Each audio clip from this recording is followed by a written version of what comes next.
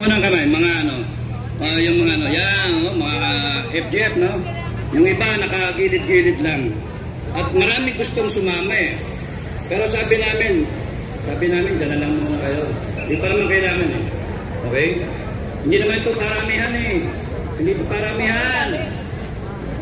Pakitaan to ng tama. Kung sino nasa katwiran. Kaya kahit nag-iisa ka lang, isang milyon. Isa lang, basta ikaw na sa katuwiran, may lapang ka. Okay? Hindi ito paramihan. Ngayon yung gustong sumama, mga Pilipino na gustong sumama sa atin, bahala kayo, sumama kayo. Pero yung mga natatakot, huwag kayong matakot. Nandito kami. Okay, kwentuhan ko kayo para makilala nyo ako. Kasi isa na kayo, mahaba. Okay lang? Kaya nyo, hanggang bukas sa umaga? Okay. So, sabi ko nga, 16 na taon ako sa servisyo. 16 na taon. Plus 1983 ng PMA. Mga sikat-sikat na mga klase ko. General Anyo, pinakasikat ngayon. Musta na, Mista? Musta na. Siya yung, ano ba si Ed Anyo? Hindi naman spiritual advisor.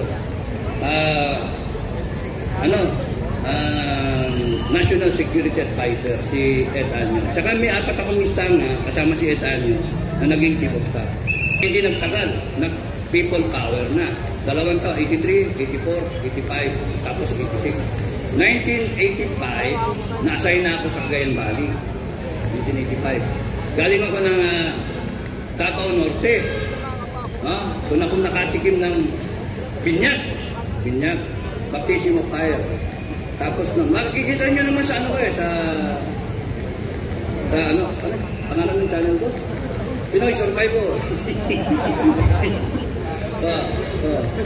Pinoy Survivor. Nag-plug pa no? Pinoy Survivor. Okay. Tapos nang pinunta kami ni Colonel Onasan sa Cagayan Valley. Colonel Onasan. Tinatanong ko yung mga official ko, uy, bakit nandiyan si Sir Greg? May kudeta ba? Meron daw, sabi ng mga kasama ko. Uy, yun na yung pumutok na February 86. November pa lang, nag-uusap-usap na mga official. Buti ngayon walang nag-uusap-usap, ano? May nag-uusap-usap pa sa AFP at sa PNP? Wala. Mga professional sila. Professional. So, kami noon, nung bumaba kami, nauna ako. Sabi ko daw sa CEO ko, Sir, alanganin ako doon sa sinasabi ni Colonel Aguinaldo eh. Magpapatrolya kami, tapos bababa kami ng bundok, tapos noon, isasakay namin yung mga paril namin sa bus. Tapos kami, bababa na kami. Yung mga gamit namin, susunod. Eh sabi ko, hindi pwede yun, sir. Nakapirma ako lahat dun eh.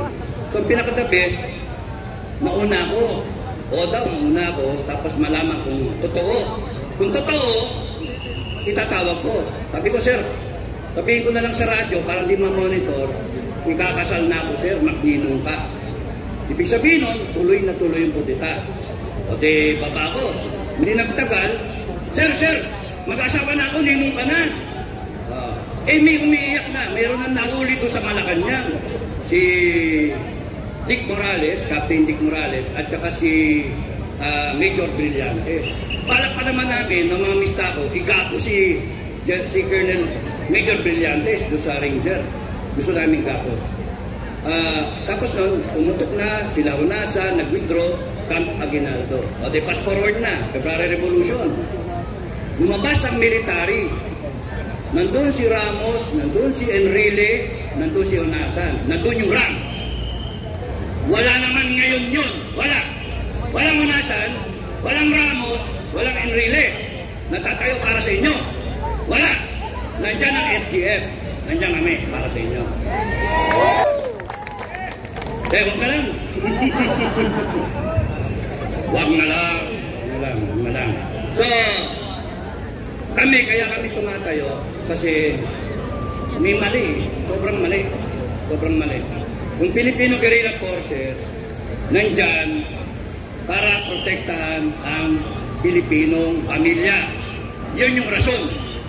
Kasi nakita namin, no, nag-usap kami ni Commander Bukay, ni General Metran, general niya sa amin na pangit, yung wala talaga hindi mo maasahan, wala. Paano, magugulat tayo isang araw, lulusubin na tayo. Mas maganda tayo. Hindi kami papaya na supiling tayo. Kaya nandyan yung Filipino Guerrilla Forces.